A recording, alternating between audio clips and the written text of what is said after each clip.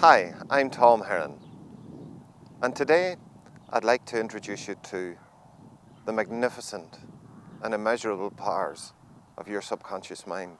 And this morning, as you see the snow, you can realize that whatever happens, that we can choose to be the person that we want to be. Today we're going to talk about the subconscious mind and how to use it as a partner in success, in your success. I remember many years ago hearing about the wise old man and wondering what a wise old man actually was. I learned that people regarded someone as wise if they could hold on to their health and their wealth into old age. What I'd like to show you this morning is how you can use your subconscious mind, the fabulous powers, the immeasurable power of your subconscious mind to help you to do just that. Success to me is success in the art of living.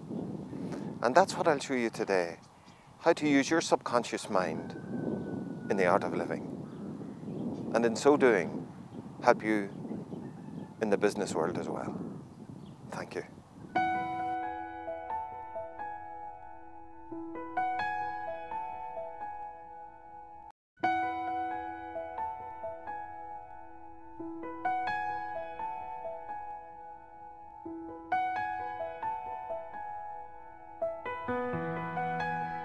A teacher in New York decided to honor each of her seniors in high school by telling them the difference each of them had made.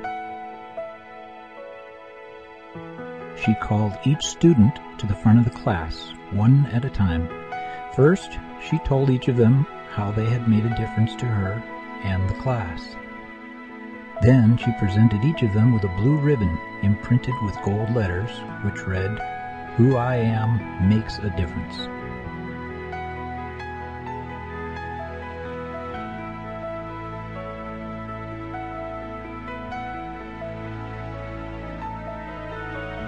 Afterwards, the teacher decided to do a class project to see what kind of impact recognition would have on a community. She gave each student 3 more blue ribbons and instructed them to go out and spread this acknowledgement ceremony. Then they were to follow up on the results, see who honored whom, and report to the class in about a week.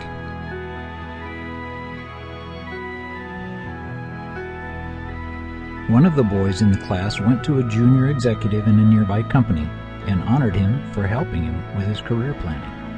He gave him a blue ribbon and put it on his shirt.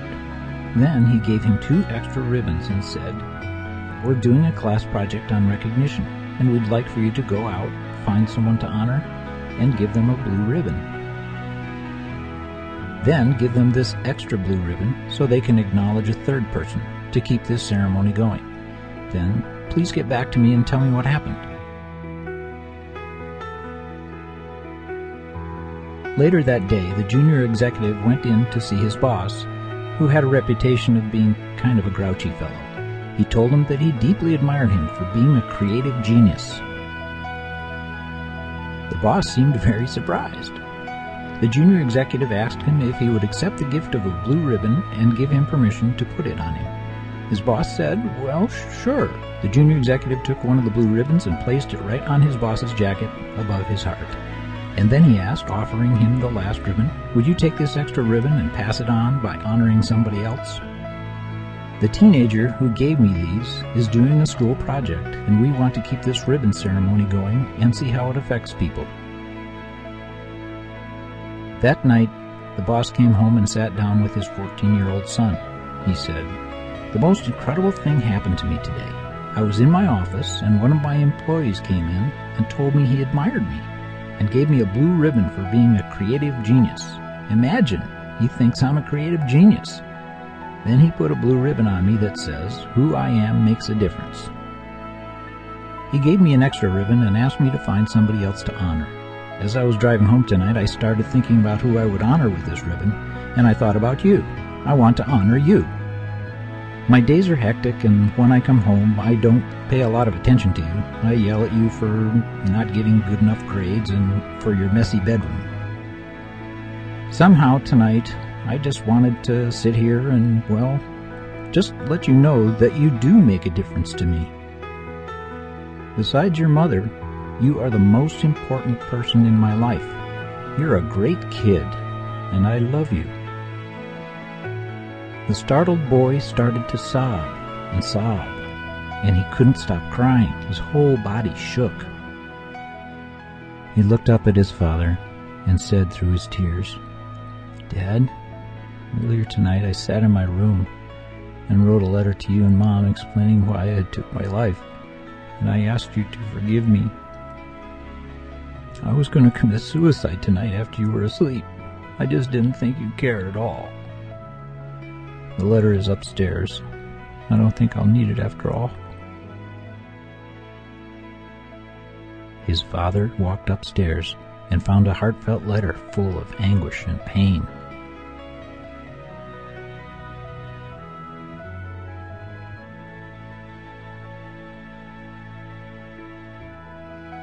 The boss went back to work a changed man.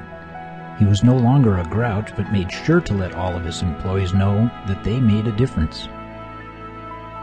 The junior executive helped many other young people with career planning, one being the boss's son, and never forgot to let them know that they made a difference in his life. In addition, the young man and his classmates learned a valuable lesson. Who you are does make a difference.